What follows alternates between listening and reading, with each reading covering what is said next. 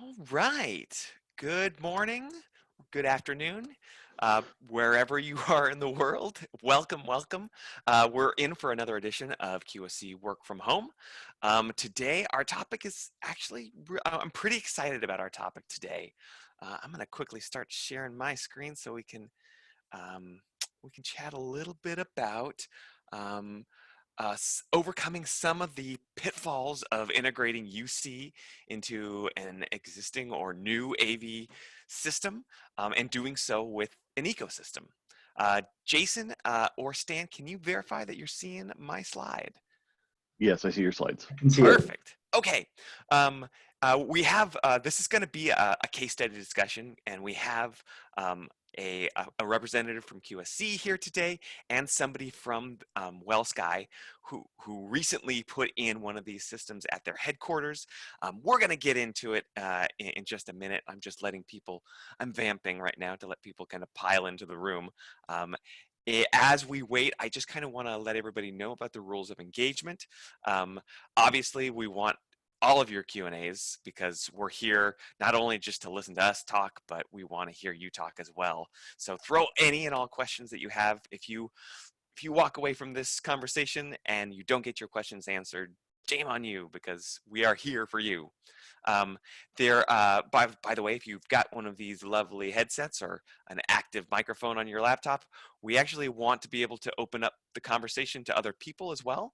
So I might just, chat with you and say, hey, let's have you join in this conversation. And if you're feeling brave, feel free to participate.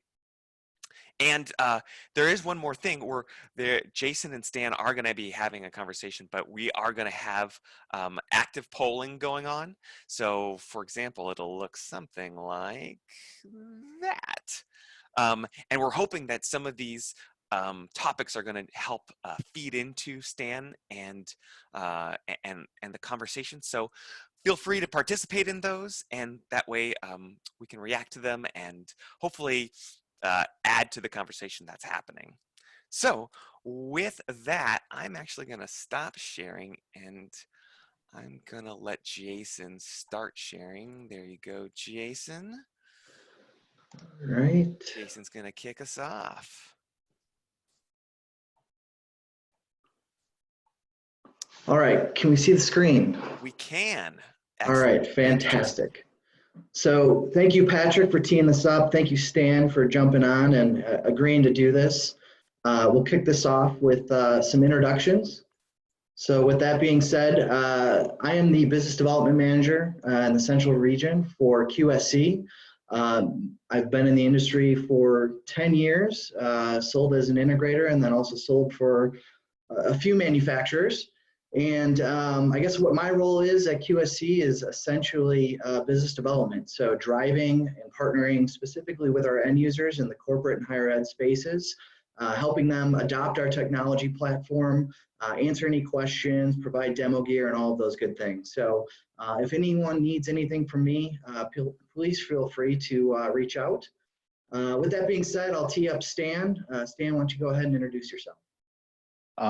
Well, thank you for having me.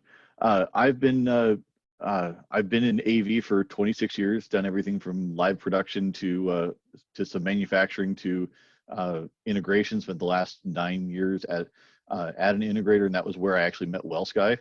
So I've been now at WellSky for 6 months, maybe 7 now. You totally lose track of it with this work from home thing. My career, essentially started out converting analog systems to digital. Now then we converted, digital to IP, and now I'm an IT guy. So that's kind of how I got here. Fantastic. So before we jump into this, Stan, why don't you talk a little bit about WellSky, how you got involved with them, coming from an integrator over to actually working for WellSky directly? Sure. So WellSky is a company that's about 40 years old. We build innovative technology for healthcare. Our primary market is post-acute, which is rehab, nursing homes, in-home health, those kinds of services. But little over a year ago, I was working for an integrator. We engaged with WellSky, and they were looking for innovative and simplified solutions for their new headquarters. One of the things I'd been doing for about 4 years was building QSC based solutions, and so we looked at what their need was, and it seemed like a really good fit. So we just went, this is how we would go there. Um, it was well received. The implementation went really well. Ultimately I supported one of their first use events, and the conversation was, hey, we like having you around. And I'm like, hey, I kind of like being around, and it was an opportunity for a career move that is really quite exciting. Fantastic. Yeah, and that's what I think I was so excited about, when engaging you on this is you do offer that unique perspective, having come from the integrator, having designed and implemented the systems to then, switching the logo and working directly for the company. So excited to dive into this. Let's talk a little bit about kind of the ecosystem. Tackling a new headquarters project can often be daunting. There's a lot of different ways to go about that. So why don't you talk about a little bit of, what went into the headquarters, what were some of the obstacles when, trying to design the system and kind of run from there? Sure. So the headquarters building is a 4-story building. When we first engaged with them, they had signed a contract for the 3rd and 4th floors of the building, the signage floors, if you will, and then the conversation there was 30 plus conference rooms, everything from walk in and have a small team meeting to we want to bring clients in and present our software and services to them in a way that is truly client centric. The way every conversation has gone for the last 2.5 years is how are you handling conferencing? We had heard everything, Cisco, Polycom, WebEx, GoToMeeting. It didn't really matter what the client solution was. Every client had a solution. What WellSky had already bought into the Zoom ecosystem, and it was really well received. But the challenge was how do we make a room that doesn't have Zoom and a room that does have Zoom all operate the same way with the same look and feel. Corporate environments are busy, and so you've got back-to-back meetings. You need to not have to set up the next meeting. It needs to just kind of flow from one to the next. And so through that whole discovery process, it was really a conversation of how do we make one experience work all the way through. The QSys ecosystem had given us all kinds of capability to be able to bring all that together. It was really early in the QSC Zoom plugin creation, but we were able to work with QSC and Zoom to get that finalized to meet the schedule, and ultimately it was a function of how we can reduce the total number of pieces, we can manage it all over the network, and that'll make us scalable. So to traditional AV was always about every room's its own island. We were able to look at this on a larger scale.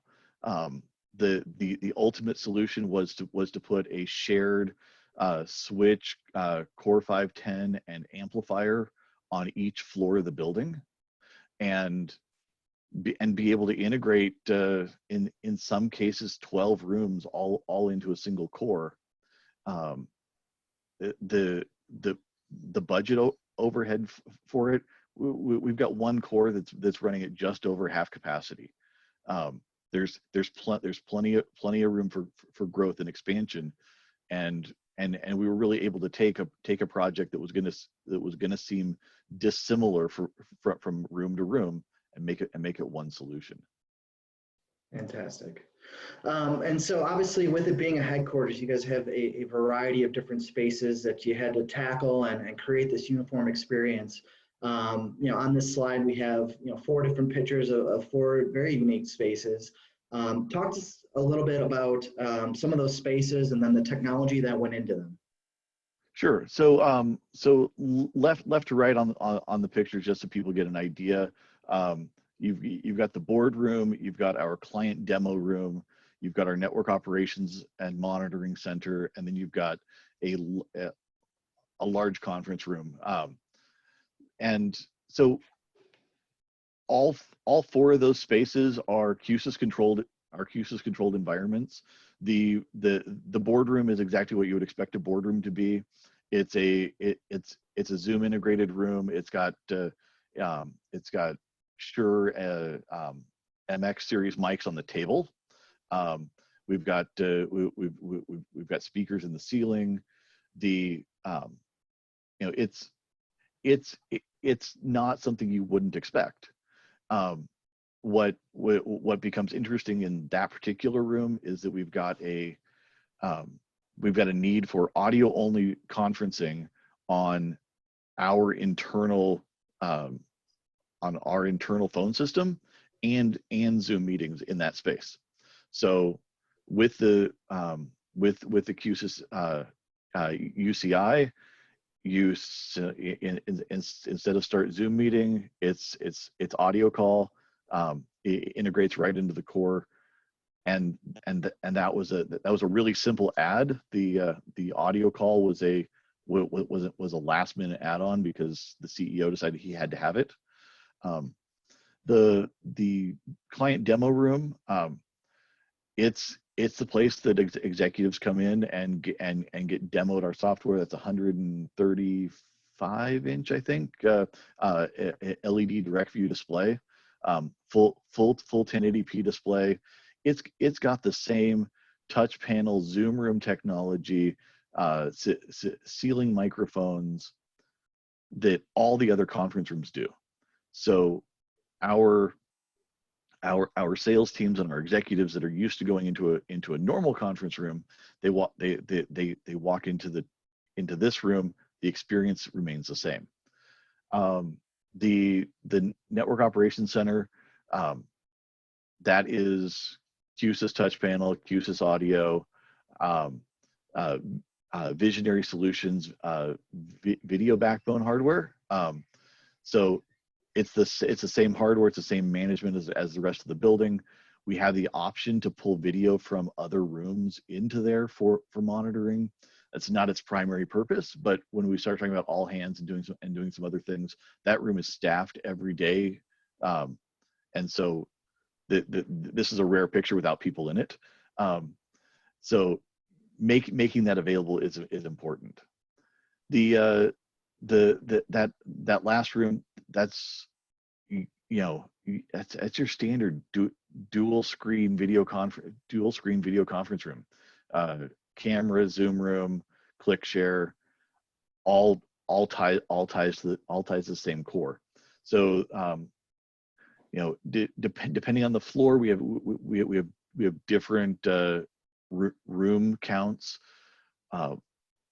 One of the interesting things throughout this process was expansion, and being able to pivot was an important piece.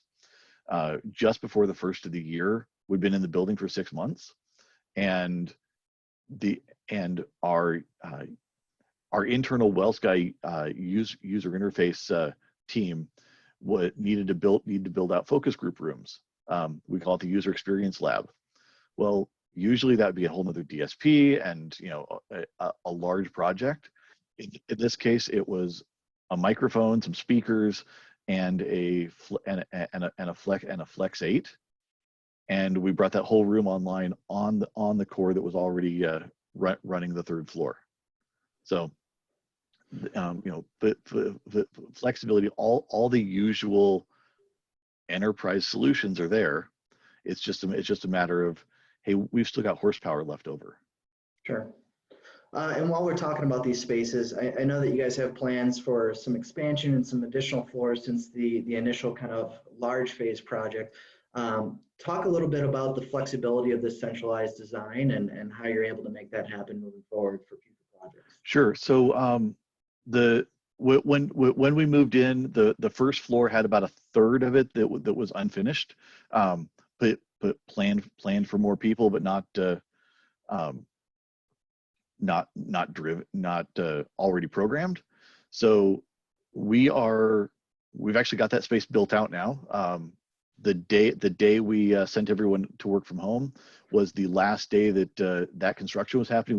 We were prepared to move everyone on the Monday following, but that's adding 2 more conference rooms, and it just plugs right into the core that was already planned for the first floor.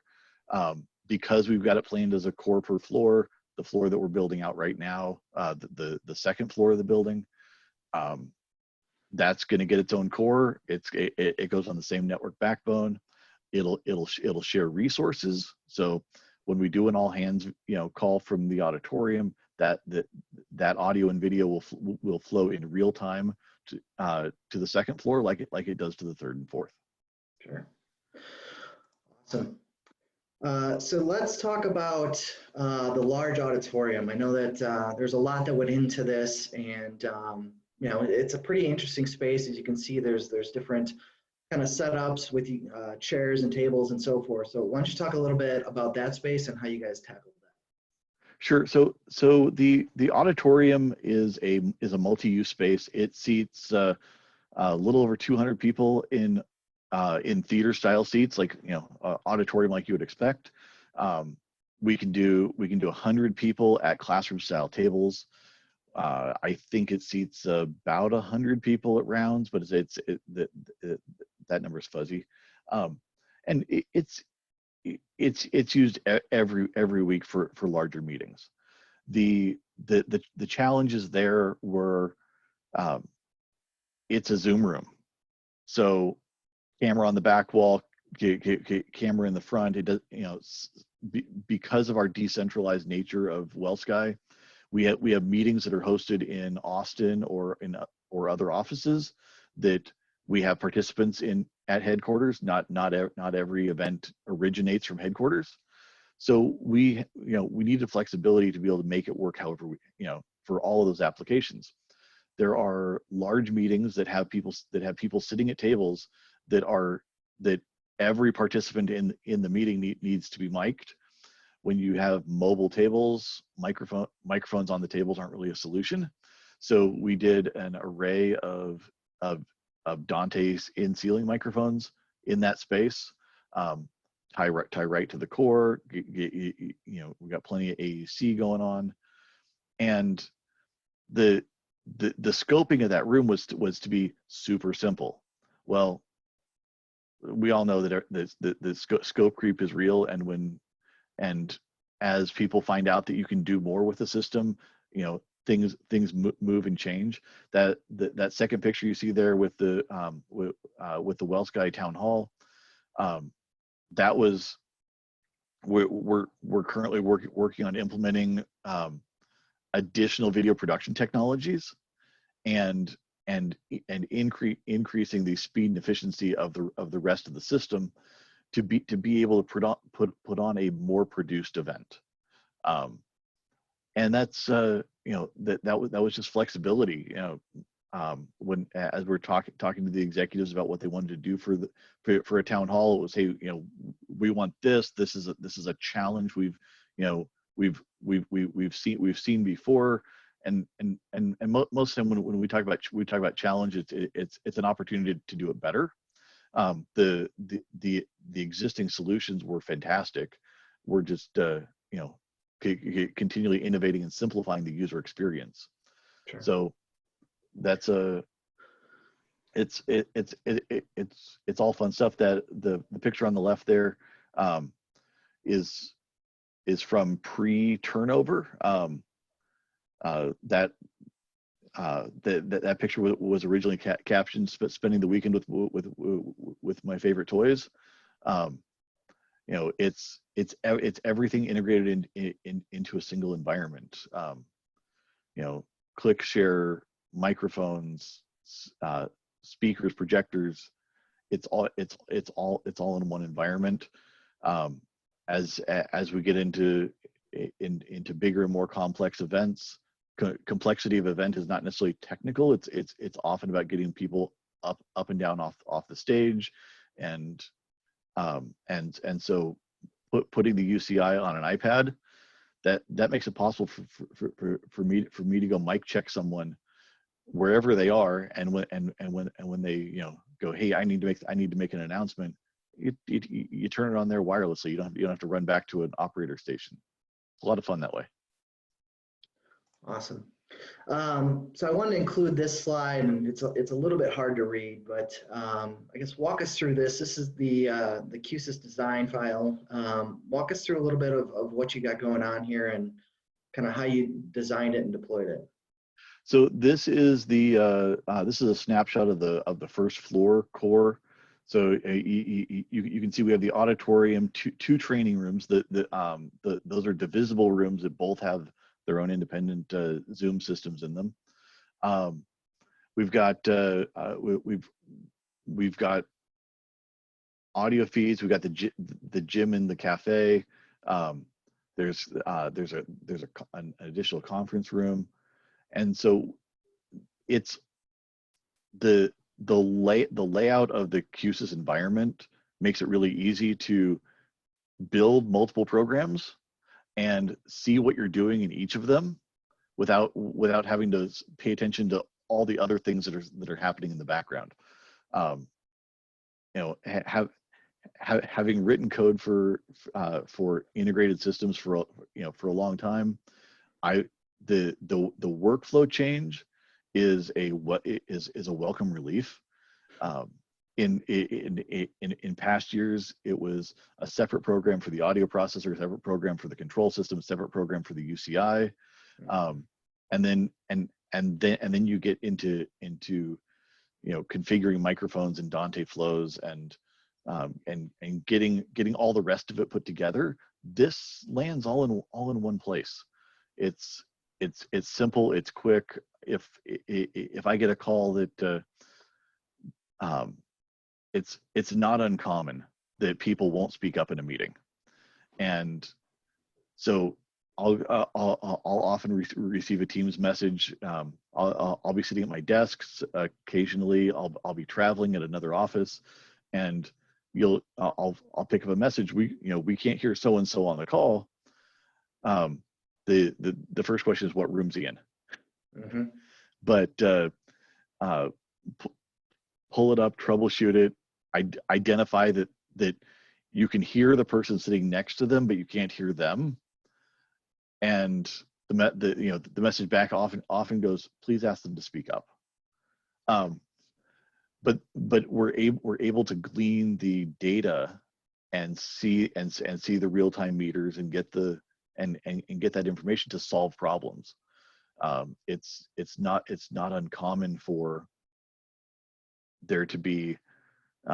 It's technology. Let's all be real honest. Technology breaks. So sometimes that's the internet upstream of you. Sometimes that's an on-site problem. Occasionally, a piece of hardware can fail.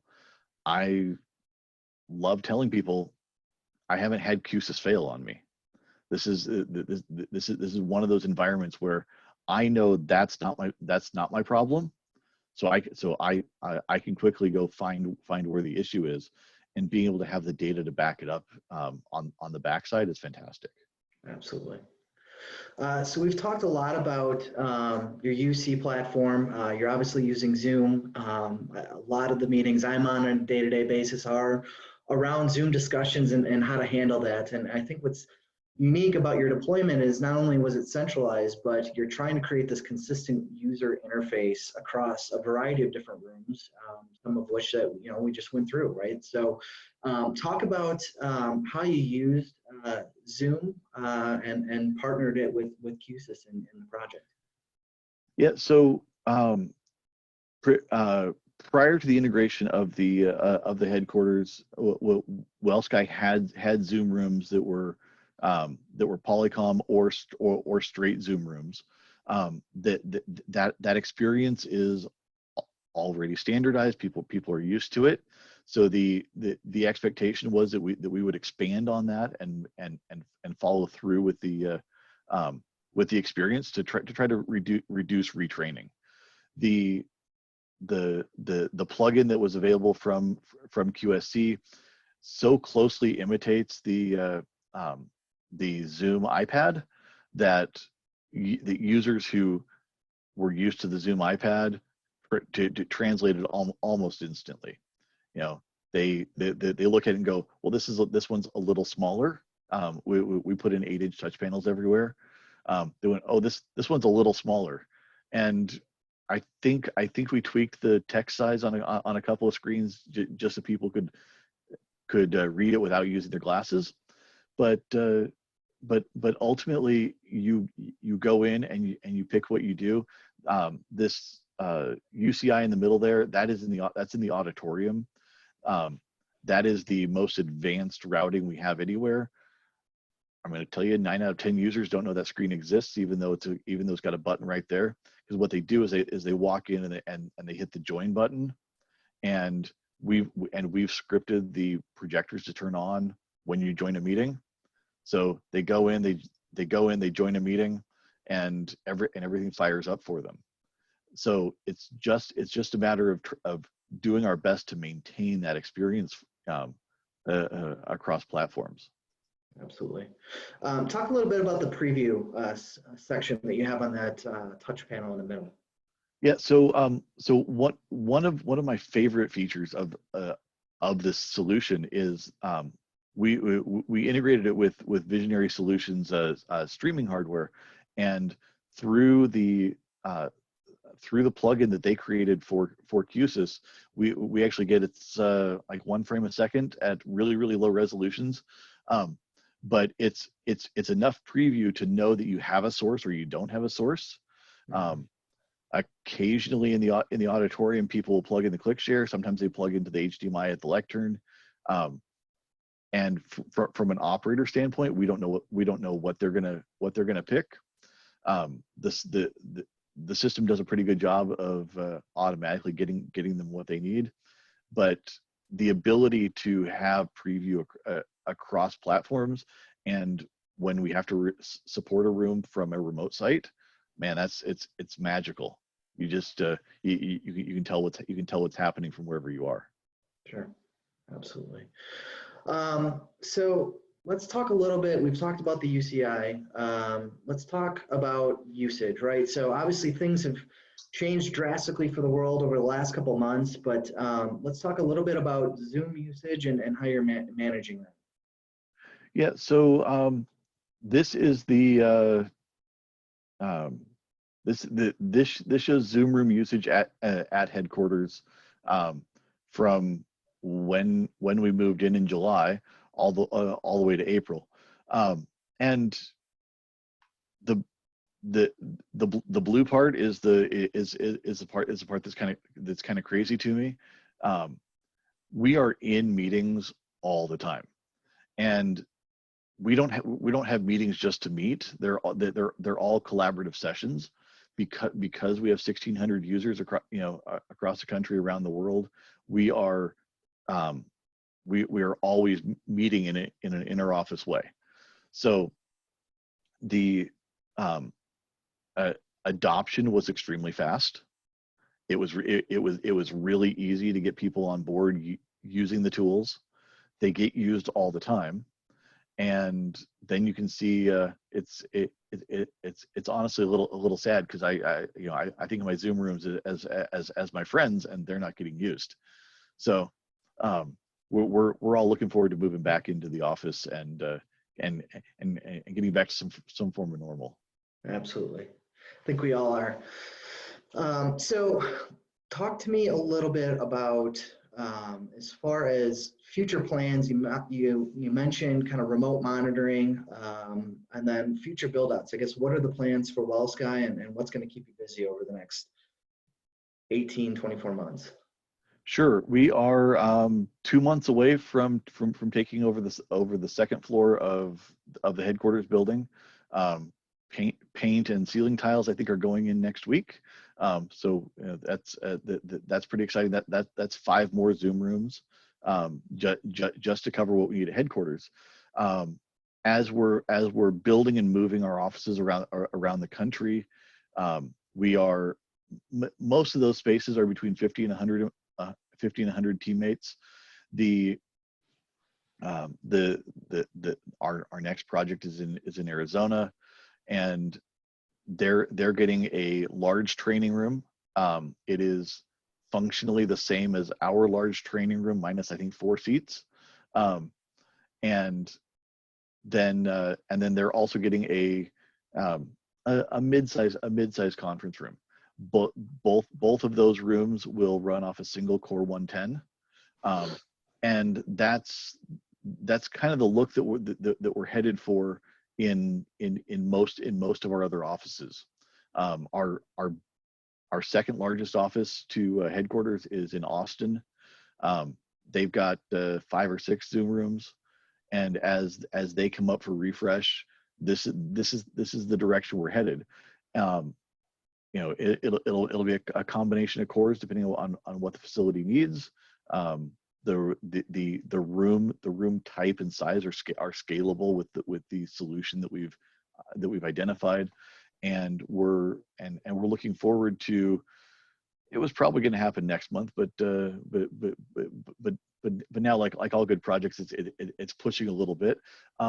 We're looking at moving everything over to a centralized web management platform with Reflect.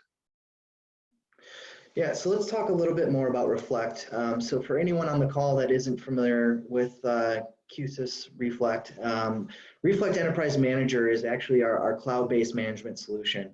And so what this allows you to do is remotely, via the cloud, manage your enterprise technology, not just native QSC peripherals and devices, but third-party devices as well. And we're actually running a promo right now on Reflect, so you can actually go to our website, and I think it's right there on the landing page. But what this will allow you to do is we're running a promo through the end of January of 2021, in which we're encouraging our end users to go ahead, sign up, and run and roll out Reflect for free of charge. So this is exciting for us. I know that Stan, you're planning on taking a part of that.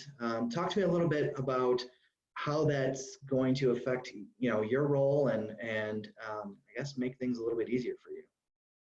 Well, as an IT department, we're already using remote management tools and remote monitoring tools for all of our other systems.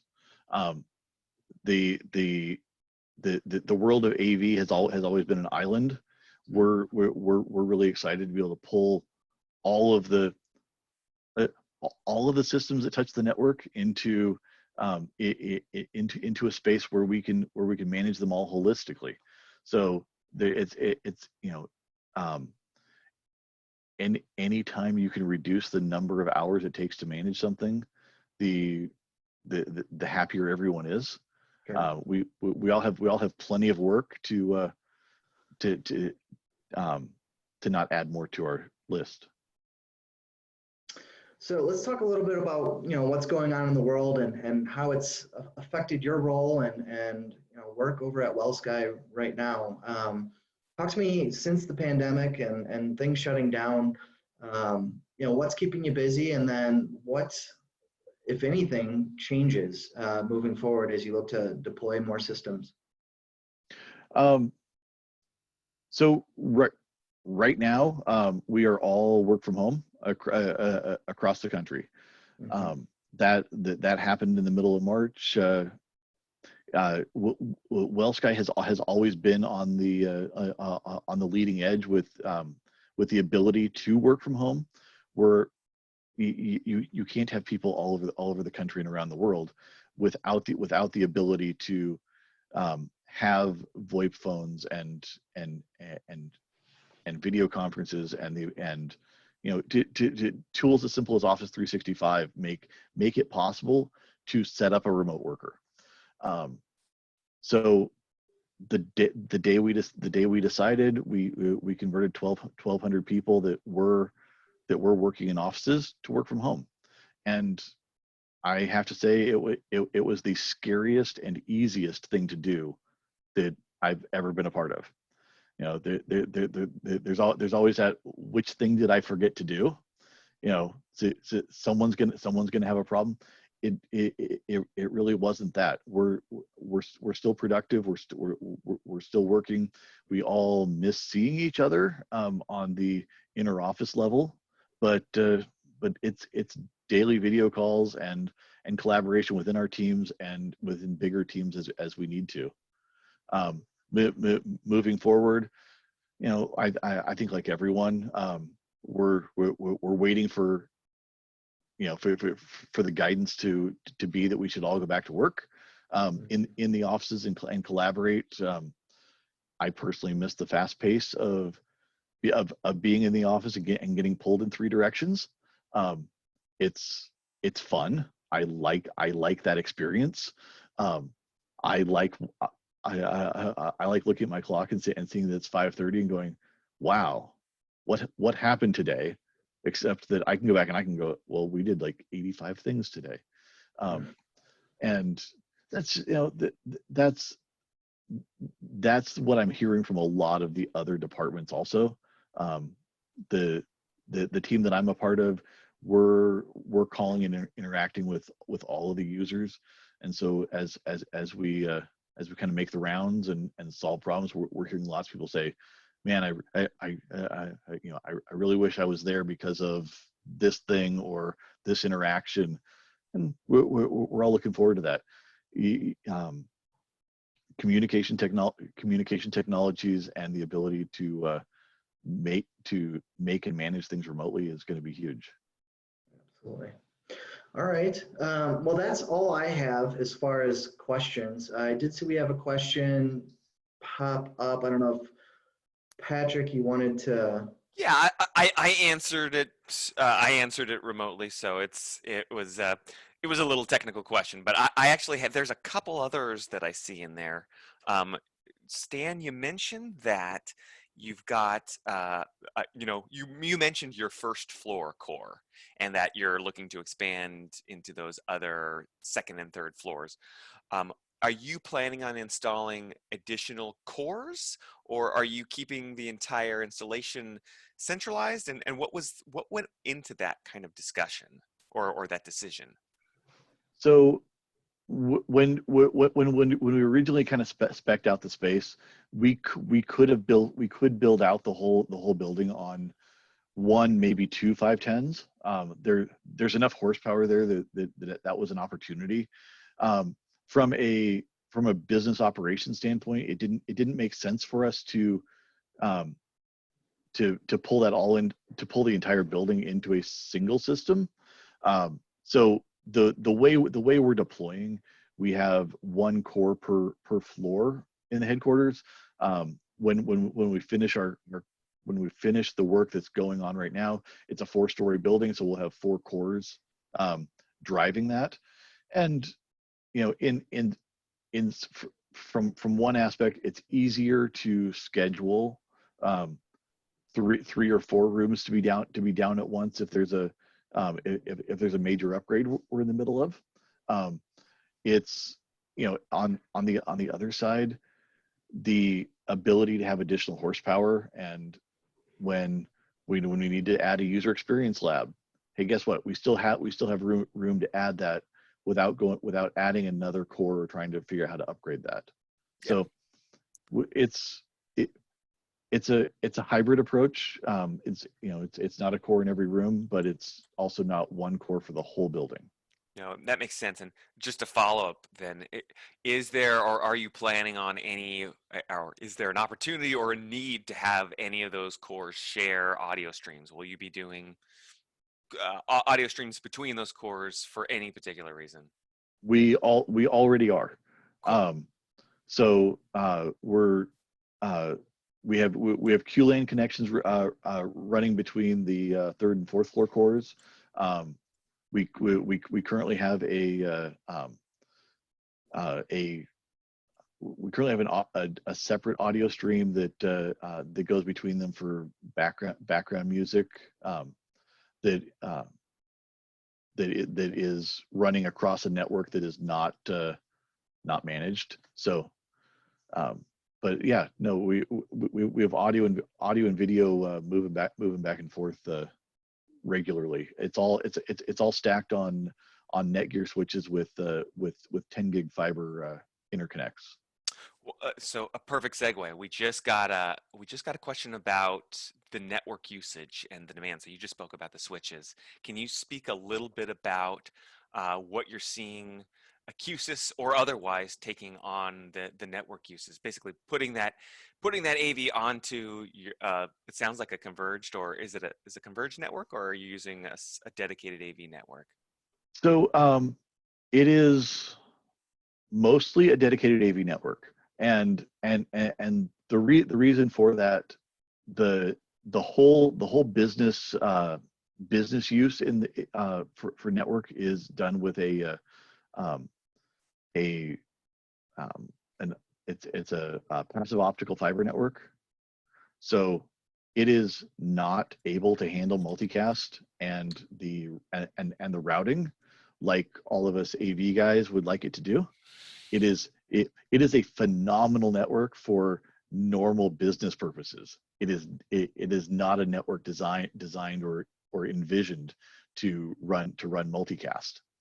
So we've got we've got 4 racks in the building. Every rack has a Netgear enterprise switch. We have 10 gig, we have 10 gig fiber stacking all of them. So it's really easy to move video from one to another. However, most of what we do doesn't move video from one to the next. You know, the rooms are functionally their own spaces. We get into all hands meetings and we start moving a lot of traffic between switches, but it's one to many traffic. It's not back and forth so much. Hey Dennis, looks like you're unmuted. Any follow-up questions on networking? No, that kind of explains, it kind of clarifies things for us. We're looking to move off of Crestron beginning next year at University of Pennsylvania. We're trying to standardize our next generation of AV on the QSys platform. But networking is going to be a big challenge for us because we're a disparate entity, so to speak. You know, we're not as centralized. We don't have just one building, so networking is going to be a big thing. And Stan answering that question about that, you basically have a dedicated AV network is going to steer us in a direction. Yeah, so I might expand a little bit. Our other offices that don't use the passive optical solutions, those are mostly Cisco Meraki hardware, and we load QSys and Visionary onto them without any issue. So it's this is the opportunity. And I talked about it when I was an integrator. I'm a huge fan of it now that I'm in IT and having to maintain it from the client side. Work with your network engineer and make friends with them. If that means you have to take them to lunch, take them to lunch. Find out if they like Mountain Dew or Monster or whatever it is, and be friends. You know, I manage the service desk. The corporate infrastructure engineering team is a different team within IT. The crossover is pretty intense at WellSky. We do a lot of stuff together, but our network engineer is my biggest advocate when it comes to getting AV to work. Perfect. Hey, Dennis, thank you for the question. Troy, yeah, I've unmuted you. Troy had a question about redundancy. I looked at your design. It didn't see any redundancy in there. Are you running any redundancy? And what was the decision to do or not do that? So we've definitely talked about redundancy. The plan over this next year will be to have one spare core um, on a network controlled switch. So uh, uh, instead of leaving a live system up 24/7, what we're looking at doing is having a core sitting on the same network. Everything we're doing is over IP. I mean, seriously, you come tour my building, you will find a single analog microphone on the lectern in the auditorium. That is the only analog input I have in the entire building. And it's really easy for us to decide that the first floor core is now the third floor core. Once we get an extra core in the building, it'll simply be a matter of loading the program to that core and shutting down the one that's not doing what we need it to. The benefit of being the IT department managing the whole system is I'm getting my team trained, and they're able to handle some of these contingency scenarios, but they're honestly contingencies. We aren't having issues where where that redundancy is necessary in our environment. I can totally imagine environments where it is necessary, but that's not where we are right now. Yeah, and I think part of your choice to separate those cores between floors is not redundancy, but it is allowing you to take systems down and do maintenance in a way Yes, that, it's a similar concept to redundancy. If you build that hybrid infrastructure, then you're allowed to do some of the things that a redundant system might account for, right? it's exactly what it is. Troy, did that answer your question? Yeah, thanks very much, Stan. Appreciate it. Yeah, you're perfect. We probably got time for one more question. This one's from Byron. Byron doesn't have a microphone, so I'm not going to open him up. I think the nature of his question is more about introducing QSys into the installation and how it affected the rest of your team. So Byron, actually, he used a great phrase. He was like, when you migrated from the other guys to QSys, what was that social spectrum looking like?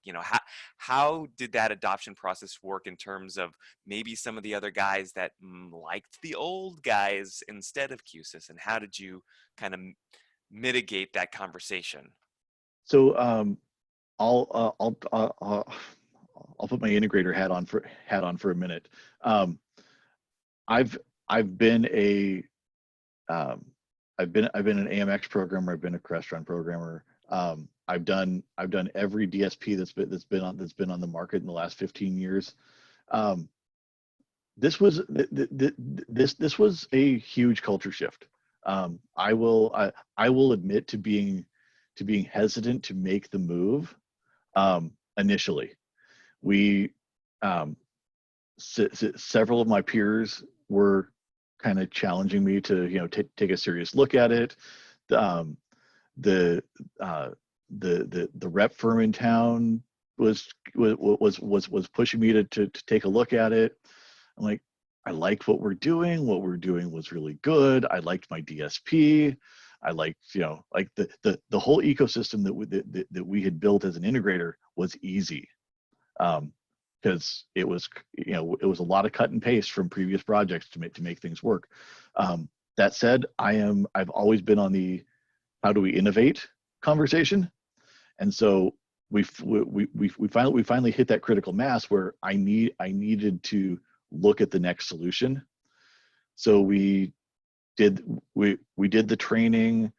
We found a project that was relatively low risk for us, and we took the leap. I have to say that project was one of the easiest projects I've ever integrated. I think I built the entire program and UCI in under a day, and it was an 8-zone audio system, and we controlled, I think, 35 TVs, you know, in that one environment. That was, you know, that was huge. You know, it was like, okay, so those places where a control system is this, you know, necessary evil add-on to an audio solution. Now we have a single place to go. And then everything just, you know, started falling into place. It's like, hey, you know, it worked on this last one. Let's take a look at it on the next one. Yep. And a year later, we weren't designing with the other systems anymore. It was, yes, you have to convince people to take a hard look at it. You have to take the risk and put it into a project. From a user standpoint, the biggest pushback I got going into a user with a QSC solution was, I've used the other guys before. You know, I know how it works. At the same time, you would regularly get the end user IT guy going, but I can't manage those other guys. You know, like, well, we should talk about QSC then. So it's a process. You're never going to find the perfect solution. This comes really, really close though. Yeah. And the innovative approach that things are always evolving. Man, we just keep moving forward. I love it. Jason, I'm going to turn it back to you. I'm going to throw one link up here, and I'm going to let you wrap it up, Jason. I'm going to throw one link in there. If people are interested in learning a little bit more about basically using QSys in an enterprise, you know, solution, I threw qsc.com/conferencing, basically kind of gives you a deep dive of the entire ecosystem from an enterprise meeting room scenario. Fantastic. I have nothing else to really add other than, Stan, thank you so much for jumping on. I think your journey is very unique. I think we were able to capture that today. I think the solutions we're putting in definitely stand out. And I appreciate everyone who decided to hop on a Thursday morning, afternoon, and join us for this. So if you have any questions, feel free to reach out, and appreciate everyone's time. Thank you, Stan. Thank you. Bye now.